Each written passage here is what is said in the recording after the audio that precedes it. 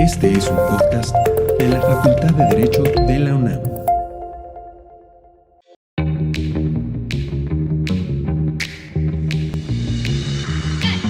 En una época en que la posverdad y el algoritmo son la última palabra, te damos la bienvenida a un espacio de diálogo y tolerancia en el que la duda es el comienzo de las respuestas. Sociedad en crisis, entre el orden y el caos, una visión multidisciplinaria del derecho para el siglo XXI, es un podcast de difusión de la Facultad de Derecho de la UNAM para personas interesadas en temas de actualidad. Hola, bienvenidos a todos y todas a esta nueva edición del podcast Sociedad en Crisis, entre el orden y el caos. El día de hoy tenemos un invitado maravilloso, Juan Antonio García Amado, y antes de dar comienzo nos gustaría agradecer a la Facultad de Derecho y muy en especial un agradecimiento a la directora Sonia Venegas Álvarez. Como lo dije hace unos momentos, el invitado de hoy no requiere mayor presentación por su gran trayectoria y sobre todo su solidez como ser humano, que nos ha llevado a una reflexión sobre el derecho en nuestros tiempos, desde las rutas más históricas del pensamiento de la teoría del derecho hasta los puntos más innovadores de la argumentación jurídica.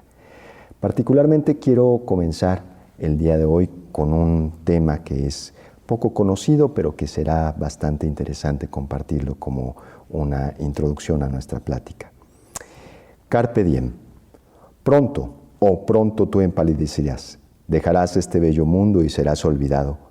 Por ello no debes preocuparte, siempre es hoy, nunca es mañana.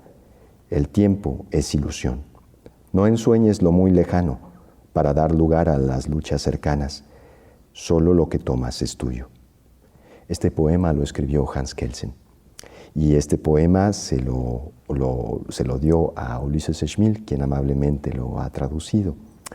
Entonces, me gustaría hacer una interpretación o una integración de este poema al respecto, porque parece ser que nos habla de libertad, parece ser que nos habla de una de las cuestiones más esenciales que lucha el derecho y la sociedad, pero también me gustaría llevarlo hacia una interpretación muy particular sobre qué ha sucedido con la libertad o el libertinaje al interior del derecho en los últimos años. Me gustaría escuchar tu opinión sobre lo que algunas academias están pasando o están pensando quizás al respecto de limitar estas libertades, limitar la enseñanza de la teoría del derecho y la enseñanza de la filosofía del derecho. ¿Cuál es tu opinión? Bueno, en primer lugar, déjenme decirles que es un verdadero placer, un gran gusto estar aquí, compartir este podcast y regresar a la UNAM, nada menos, que es una universidad y una facultad de Derecho en la que tengo grandes amigos y a la que profeso enorme admiración. Bueno, derecho y libertad. Yo creo que por ahí está la paradoja inicial, la paradoja fundacional, si a lo mejor poniéndonos un poco pedantes se puede decir así. Porque desde el primer semestre en las facultades de Derecho explicamos a nuestros alumnos que el derecho es coacción, que es coacción institucionalizada, que detrás del derecho está el leviatán, está el estado terrible, que las normas jurídicas tienen de particular el respaldo de la fuerza y que al que no las cumple palo.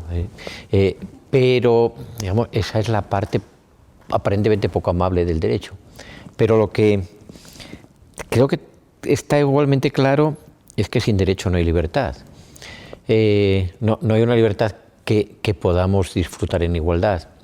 No hay la libertad para ejercer la autonomía, madurar, proyectarse, crecer, ocupándose nada más que de lo que a uno le importa, lo que a uno lo llama, y de organizar, montar cada cual su propia vida.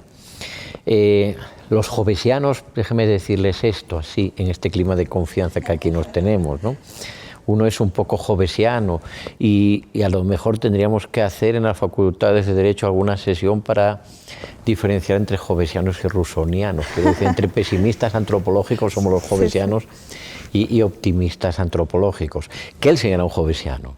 Entonces los jovesianos pensamos que la única manera de que no nos devoremos literalmente los unos a los otros, no nos hagamos las peores cosas, es precisamente que exista la ley, que exista el derecho, que se ponga trabas a lo que cada uno le puede hacer al otro para que la libertad de cada cual sea un espacio invulnerable, ¿no? Eso es el derecho. Y eso es particularmente el derecho en este modelo civilizatorio, prodigioso, milagroso, que llamamos Estado constitucional de derecho. Pero en mi percepción quizá equivocada y seguramente fruto de las deformaciones que nos trae la edad, a mí me parece que nuestras sociedades están aburridas de la libertad. Tal vez nuestras sociedades quieren la paguita, quieren su televisión, quieren bastante fútbol y sueñan con un Estado que en lugar de habilitar las herramientas para que cada cual crezca interiormente y exteriormente, pues un Estado que en lugar de hacer eso le permita a cada uno estar en su casita con su Coca-Cola y viendo 500 partidos de fútbol a la semana y sin tener que trabajar, sin tener que pensar, sin tener que leer. Acabo de definir el populismo. El populismo consiste en formar rebaños felices que se mueven al ritmo que toca el tirano o la tirana de turno. Lo peculiar es que el populismo actual se legitima democráticamente. Entonces, en resumen, y para acabar, el modelo es Kelsen, efectivamente. El modelo es ese Kelsen descreído que tenía una combinación muy rica, porque era en lo político un liberal y en lo social un socialdemócrata. Bueno, todo eso es lo que se nos está perdiendo. Se nos está perdiendo el liberalismo porque nos hemos hecho de tribus, volvemos a la dialéctica amigo-enemigo. Smith está derrotando a Kelsen ahora mismo en España, en México, en tantos lugares. Hemos vuelto, digo, a la dialéctica amigo-enemigo y por otra parte se nos está difuminando, se nos está yendo, está desapareciendo el componente social. Ese componente social que llevó al Estado social y que nos remite, queramos que no, a Carlos Marx, ¿no? Yo creo que si Carlos Marx viera en este momento, vuelvo a tomarme confianza, lo que está pasando sobre texto de justicia social en países como España o como México, buscaría el barranco más alto y se tiraría. Y diría, no es esto, porque lo que está pasando es que estamos volviendo al esquema de la limosna. Es decir, dele la paguita al pobre en lugar de habilitar unos servicios públicos de calidad para que el pobre pueda hacerse rico, siendo profesor de filosofía del derecho, o siendo astronauta, o siendo físico. Entonces, bueno, sí, a lo mejor hay que hacer esto que tú nos mostrabas y dedicarse a escribir poemas o tocar la lira.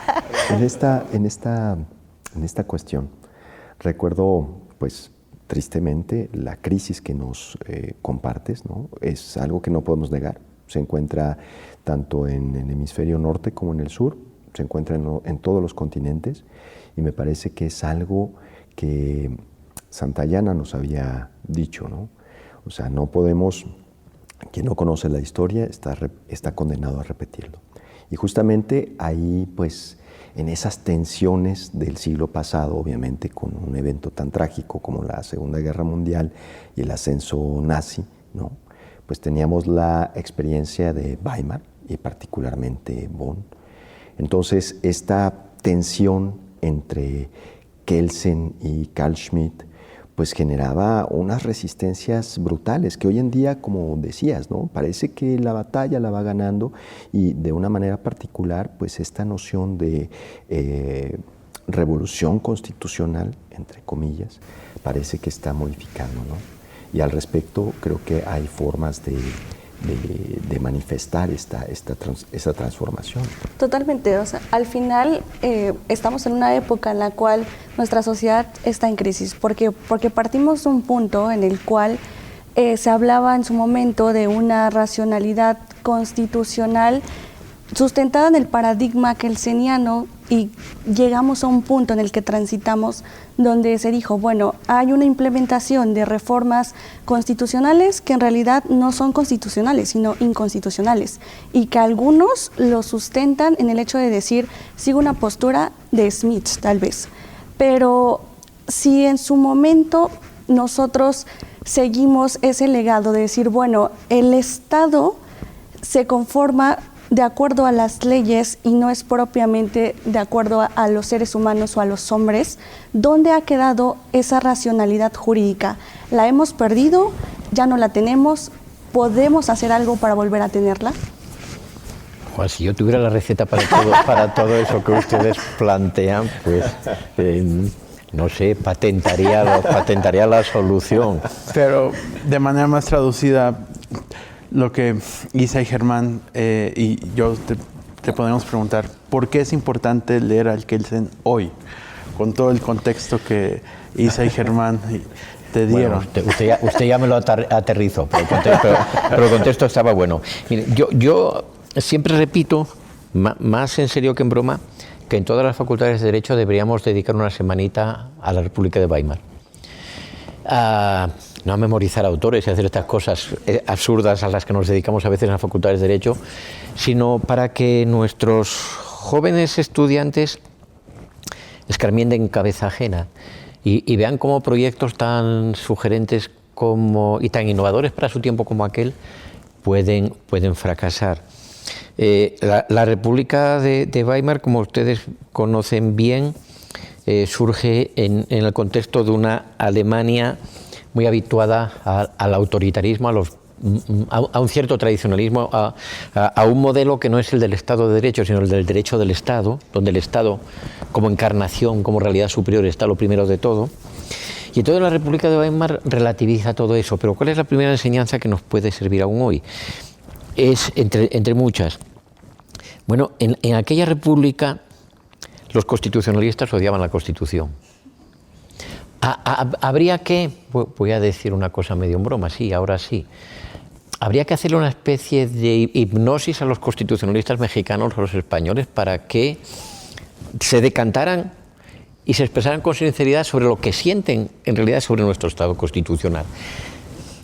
Y en el fondo yo creo que hay mucho constitucionalista que quiere matar al padre, a la madre, al cuñado y a toda la familia. Es decir, odian la Constitución. ¿Por qué?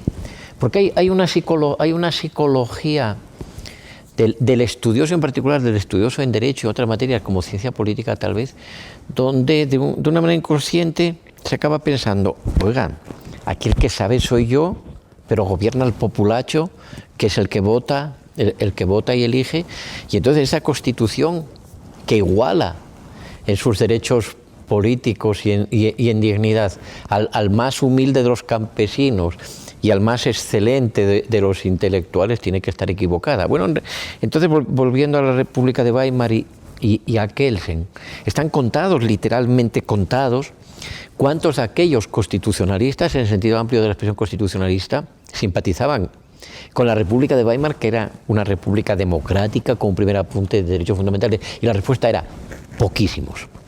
Era Kelsen, era Anschutz, era Thoma y apenas nada más. Y esta es una constante histórica que habría que estudiar con calma. Las constituciones no sobreviven a la deslealtad de los constitucionalistas. El constitucionalista es el primer defensor en lo que a la ideología constitucional se refiere. Y eso nos está pasando en nuestro tiempo porque si nosotros tenemos una desgracia, no existe sociología del derecho. En algunos lugares todavía queda una materia que se llama Sociología del Derecho, donde hay un tipo con melena que explica cosas muy raras y dice que el derecho, ¿para qué se utiliza? que el derecho es coacción. Oiga, vea. Y tremendo descubrimiento. Ha encontrado que el derecho tiene una fase coactiva. Pero si tuviéramos Sociología del derecho de verdad, deberíamos analizar, por ejemplo, cuáles son los temas sobre los que más se publica en el ámbito jurídico o entre constitucionalistas.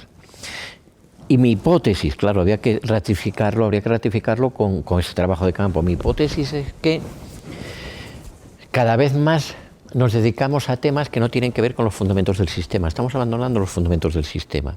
O sea, la idea de separación de poder. ¿Quién está escribiendo en este momento en México o en España una tesis doctoral o una monografía buena sobre la separación de poderes, sobre la independencia judicial?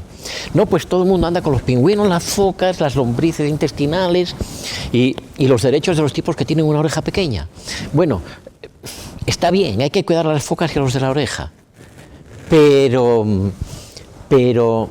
los fundamentos se están dejando de lado porque cada vez es menor el apego, el afecto a las bases de nuestra convivencia en el Estado de Derecho. Y a Kelsen lo odiaron en la República de Weimar. A Kelsen lo odiaron porque Kelsen defendía un sistema en el cual, y esto es muy importante, un sistema en el cual nadie tiene razón, porque tienen que convivir las razones de todo. Y hay un libro que no se lee porque hace mucho tiempo que la academia decidió que Kelsen era malo, que Kelsen era malo por positivista, que Kelsen era malo por socialdemócrata y que Kelsen era malo por judío.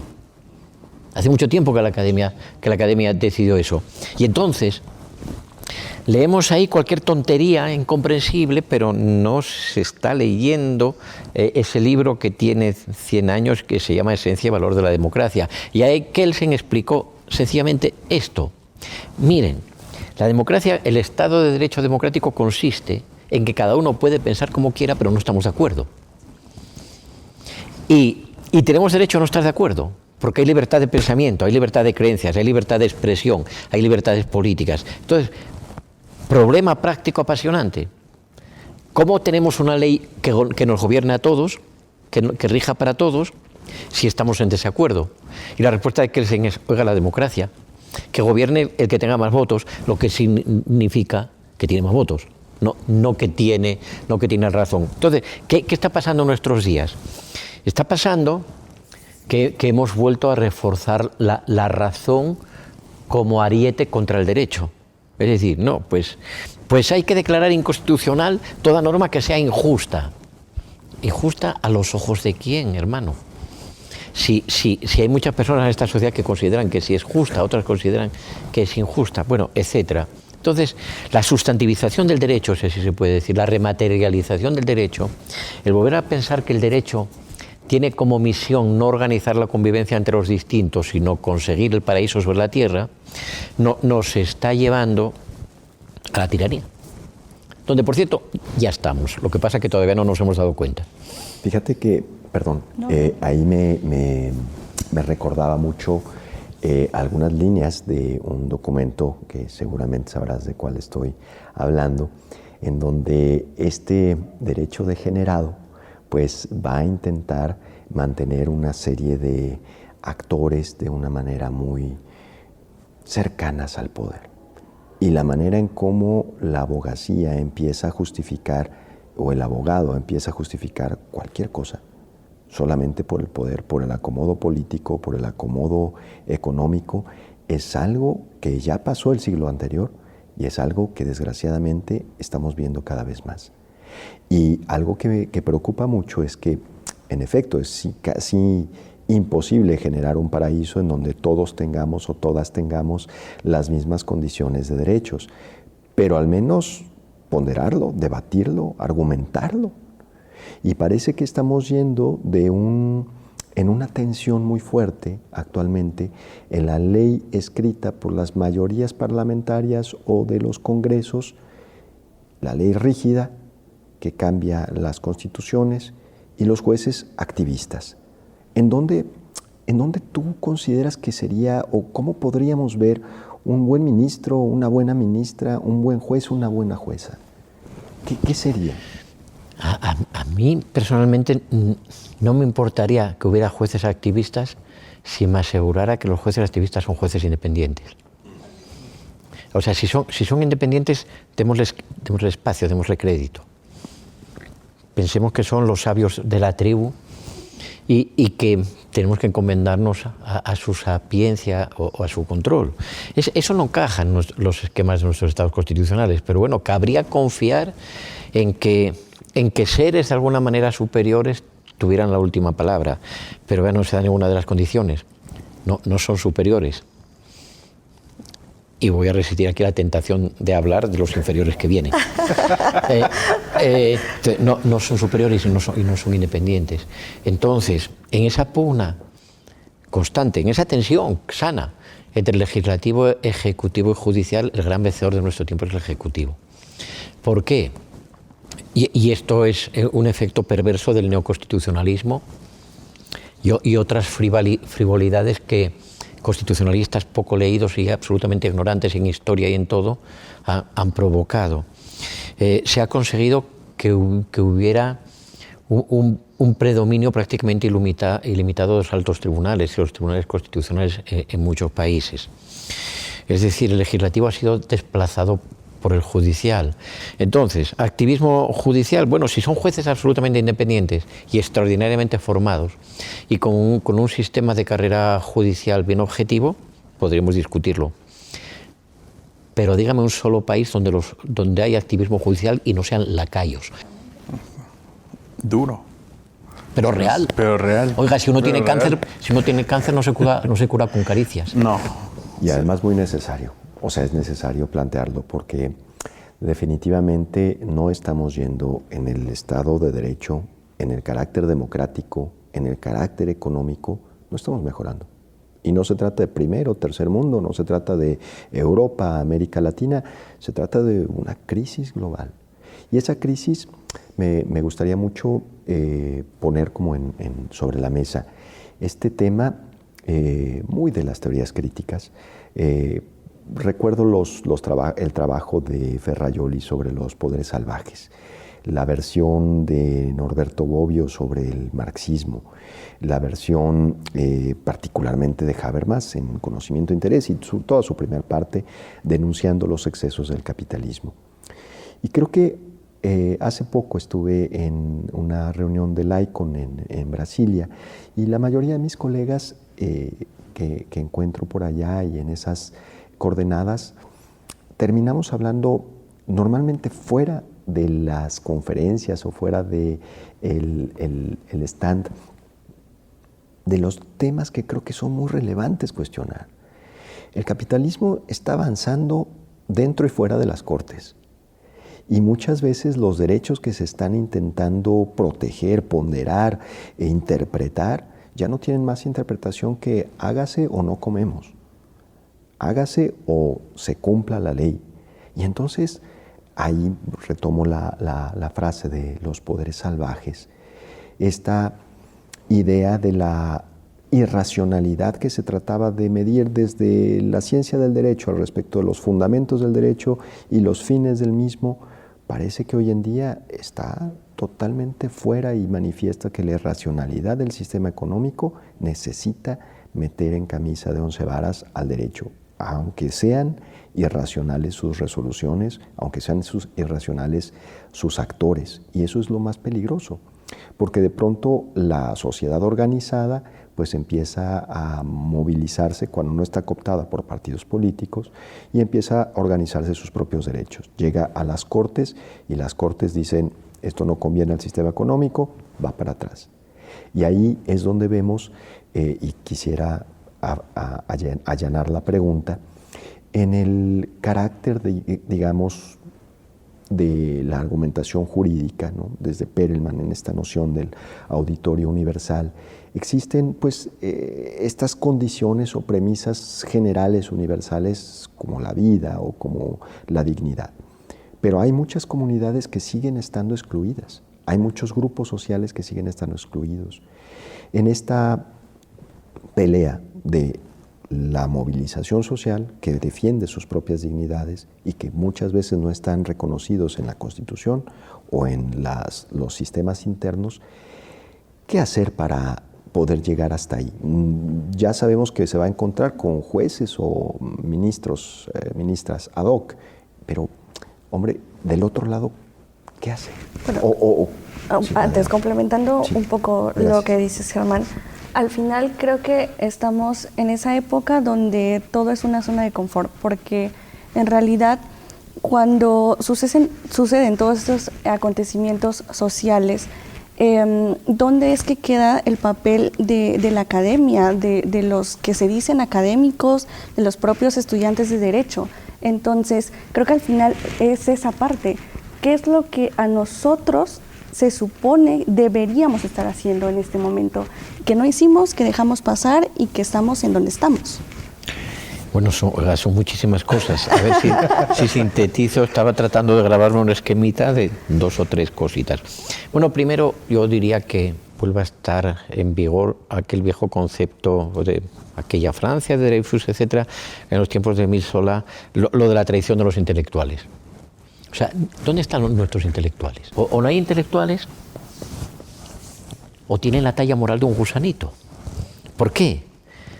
Porque son vehementes y prolijos para defender cualquier ideal lejano, pero se cuidan muy mucho de no arriesgar a la hora de criticar lo que pueda estar cerca. Pero eso, en lo que a derecho se refiere, se inserta en lo que también se podría denominar la crisis de las facultades de Derecho. O sea, ¿cuántos estudiantes de Derecho y cuántos profesores de Derecho tenemos en España, mi país, o en México, que sean capaces desde su conocimiento bien adquirido de evaluar la crisis jurídica y política y constitucional en la que estamos? ¿Cuántos son capaces de evaluarlo? Bueno, si no son capaces de evaluarlo, ni son profesores, ni son intelectuales, ni son nada. Evaluarlo significa que a lo mejor están de acuerdo, pero pueden argumentarlo. A lo mejor están de acuerdo con lo que pasa, pero no, simplemente contemplan lo que sucede como las vacas que ven pasar el tren. Bueno, con una pacífica actitud de resignación. Habría que recuperar un pensamiento crítico, habría que volver a reseleccionar a los intelectuales o a los líderes del pensamiento de los países. Segunda cosa. Bueno, es que frente a mucho de lo que planteabas, yo estaba pensando, bueno, es que ya teníamos la solución, se llamaba Estado social. Es que se llamaba Estado social. Ese capitalismo que tiene su dimensión salvaje e inhumana, como no, fue en buena medida domesticado por un modelo de Estado que aseguraba las necesidades básicas a través de derechos sociales que presuponen el funcionamiento de esquemas económicos con una base redistributiva y la organización de servicios públicos que brinden prestaciones de calidad en materia de educación, de sanidad, de vivienda y tantas otras. A nuestras constituciones, en lo que de social tienen, les subyace la siguiente idea. Debe recibir una educación como mínimo de la misma calidad el niño que va, la niña que asiste a una escuela pública porque no tiene para pagarse una privada súper exclusiva, que sí tiene eso. Bueno, en esto hemos fracasado estrepitosamente. Y volvamos a la sociología.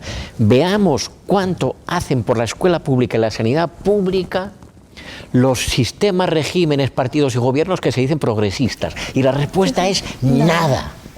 La respuesta es nada, porque la izquierda ha sido colonizada por el capitalismo más salvaje, con una función perversa, que es como la izquierda es la que critica al capitalismo, pero a la dimensión salvaje del capitalismo. Yo no soy ningún anticapitalista, pero como la izquierda monopoliza el discurso crítico, ya no hay cómo criticar al capitalismo que esa izquierda mantiene incólume. ¿Cómo lo mantiene incólume?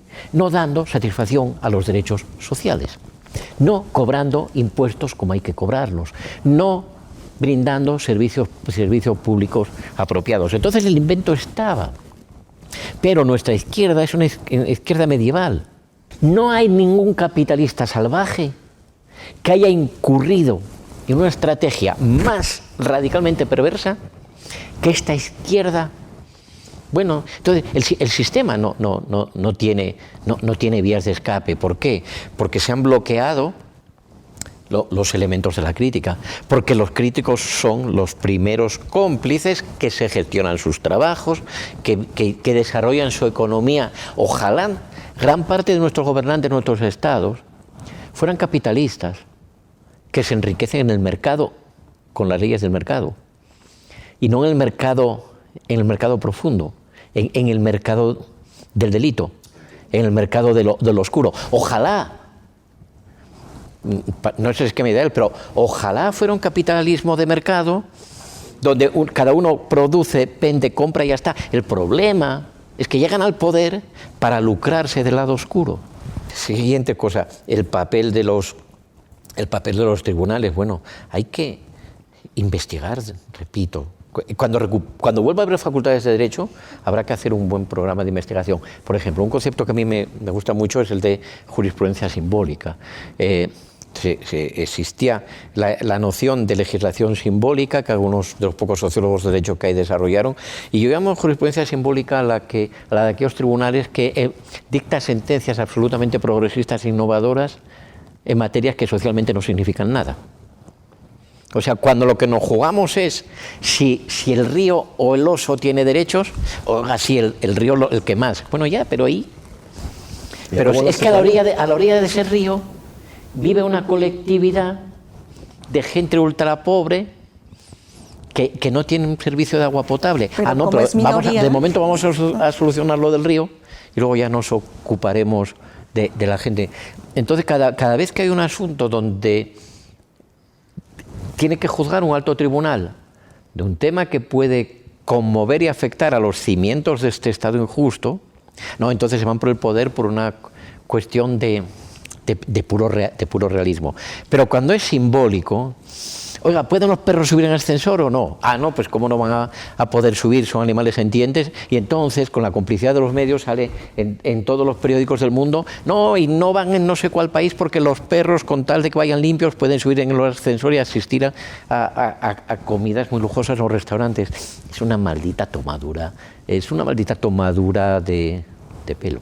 Y de hecho, pues necesitamos pasar hacia una nueva pedagogía, no solamente social, una pedagogía en las propias facultades. El mundo ha cambiado después del COVID, las crisis están cambiando también. Y bueno, y la forma de cómo estudiar el derecho. Desde tu perspectiva, ¿qué rol juegan las facultades de derecho, los programas de estudios para más o menos intentar enderezar el camino? Y aboñando a esta pregunta, ¿cuántas materias de filosofía, introducción, teoría crees que debe tener un plan de estudios? Bueno, las facultades de Derecho no juegan ningún rol. Sincerémonos. Tenemos que razonar descarnadamente. Es como, a ver, si uno se está enfermando porque no deja de fumar, bueno, sí, somos nosotros. Digamos lo que ocurre, mire, decida, ¿quiere seguir fumando y morirse o vamos a intentar que se recupere? Bueno, entonces necesitará un programa de desintoxicación, etcétera. Una facultad de Derecho debería enseñar teoría general del derecho y debería enseñar teoría de las fuentes, es decir, debería decirnos cuáles son los componentes de eso que llamamos derecho, de las normas jurídicas, cómo se interrelacionan, cómo se trabaja con eso y dónde están y de dónde se sacan. Y esto no significa que no deba haber dogmática, que no debe haber derecho penal, derecho civil, derecho procesal. Claro que sí, pero tiene que ser fundamentos. Si usted ahora mismo le pregunta a un procesalista estándar de cualquier universidad española, hábleme de por qué es mejor que haya un proceso con procedimientos estandarizados y formalizados y no libertad de formas en un juicio judicial. ¿Sabe usted qué le dice? No. Pues no dice nada. ¿Por qué? Porque esa pregunta nunca se la hizo. Claro. Porque están explicando el artículo 43. Por ejemplo, ¿tú crees que debía ser correcto que tuviéramos primer semestre una materia, introducción al estudio del derecho, que se vea como una pixeleada del derecho? Posteriormente, siguiente semestre, teoría del derecho, que ya veas autores como Joseph Rath, Dworkin, Kelsen, o sea, lo clásico, y posteriormente filosofía del derecho. Te lo pregunto esto porque en la facultad estamos en el proceso de de pensar el nuevo plan de estudios. Cada determinado tiempo el plan de estudios se renueva. Entonces, para nosotros es importante saber cuál sería tu impresión. Veamos. Imaginemos una facultad de medicina donde los profesores se dedicaran a hablar por extenso sobre el sentido de la salud, el valor de la vida humana, las curas del cuerpo y las curas del alma, cómo llevar una vida digna, cómo evitar las depresiones tomando menos mezcal. Bueno, oiga ya, pero es que a mí me duele aquí y necesito un profesional que sepa diagnosticar y que sepa interpretar una radiografía y que sepa auscultarme. Ese es el desfase que hay en la Facultad de Derecho. En ese tenor, solo para ir ya cerrando, me encanta, desgraciadamente tenemos poco tiempo y ojalá tuviéramos más espacios. Ha sido una charla además bella, profunda, estruendosa, y en ese estruendo me encantaría que le mandaras un mensaje. Ya hablamos de los profesores y muy duro. A los estudiantes, vamos. Pero a los estudiantes, ¿qué les dirías? No, pues que estudien. No, pero que estudien por su cuenta. Sí. Que estudien por su cuenta. Que piensen, primero que intenten, si tienen alguna vocación, si no tienen una vocación para el derecho, y si hablamos de estudiantes del derecho, no, pues claro, que se vayan. ¿No? Pues como el que no tiene vocación, claro, para la ingeniería, no, pues váyase, porque usted los puentes que va a hacer se van a caer. Pero si sienten que hay en el derecho algo que les atrae, que intenten que los profesores no les marchiten esa vocación, o sea, marchitemos. Que estudien, que le busquen sentido ellos solos, que piensen. Pero, y ese es otro defecto de las universidades y de nuestras facultades en particular, que no se hacen preguntas, que se hagan preguntas. Oiga, uno lee una noticia, de pronto A mató a B, fue detenido, está incomunicado sin abogado. Uno puede empezar a hacerse preguntas, bueno, ¿y por qué está mal matar? Y a lo mejor B era malo, ¿y por qué no lo va a matar si era malísimo, lo estaba molestando? ¿Y por qué no lo tienen encerrado solo 72 horas sin abogado? ¿Y por qué no le meten, no lo tienen más tiempo así? ¿Y por qué? ¿Y por qué? ¿Y por qué? Que le busquen el sentido a las cosas, porque nosotros, la sociedad de los abogados, de los que estudiamos derechos, es eminentemente pasiva. Para nosotros las normas son como la lluvia, oiga, caen. Ahí llegaron y no tienen más razón de ser que el que vienen de arriba, ¿no?